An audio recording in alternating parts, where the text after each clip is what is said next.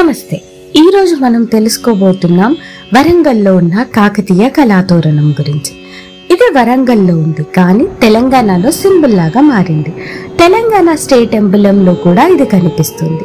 ఈ తోరణంకి ఉన్న చరిత్ర, అర్థం మరియు అద్భుతమైన కళ గురించి ఈ వీడియోలో తెలుసుకుందాం.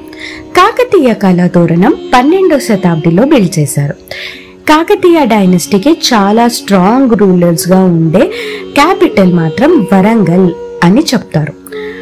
కాకతీయ డైనస్టీలో చాలా స్ట్రాంగ్ రూలర్స్ అని గణపతి దేవ, రుద్రమదేవి, ప్రతాపరుద్రులుగా చెప్తారు. తోరణం అంటే ఆర్చ్, అంటే గేట్వే. ఇది యాక్చువల్ గా ఒక స్వయంభూ టెంపుల్ కాంప్లెక్స్ లో పార్ట్ అని హిస్టోరియన్స్ చెప్తారు. Original temple Muhammad bin Tughlaq army Warangal ని అటాక్ చేసినప్పుడు డిస్ట్రాయ్ అయింది. అది 1323 ADలో.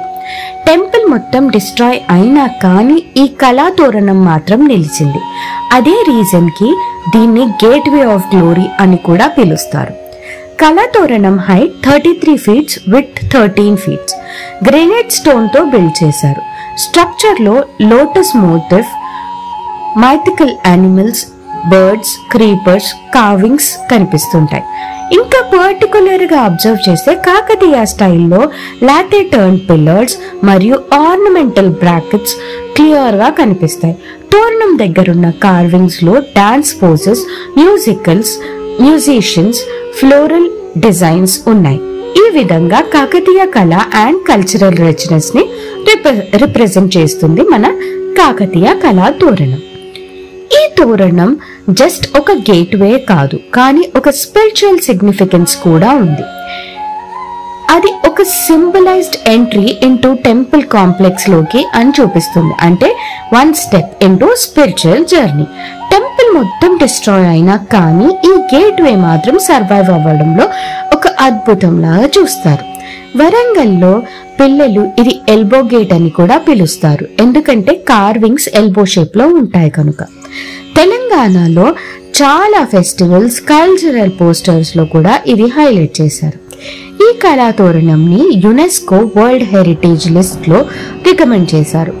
తెలంగాణ స్టేట్ ఎంబలంలో కూడా కళాతోరణం డిజైన్ కనిపిస్తుంది.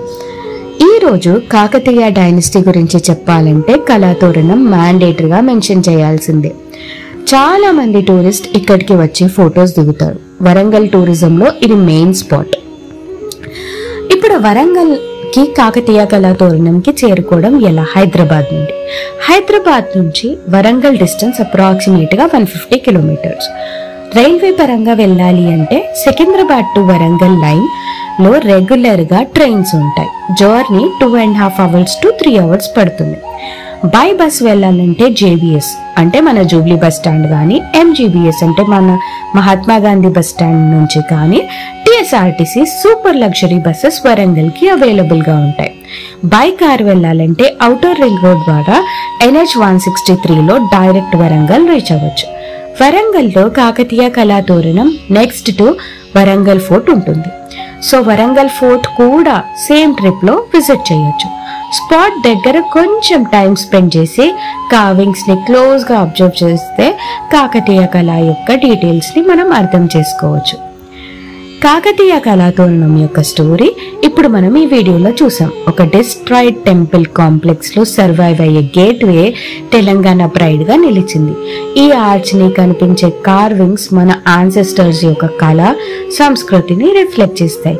మీరు హైదరాబాద్ నుండి వరంగల్ కి వెళ్తే ఈ కళాతోరణం ని చూడడం మిస్ అవ్వకండి. మళ్ళీ ఇంకొక వీడియోతో మళ్ళీ కలుసుకుందాం. అప్పటి వరకు నమస్తే.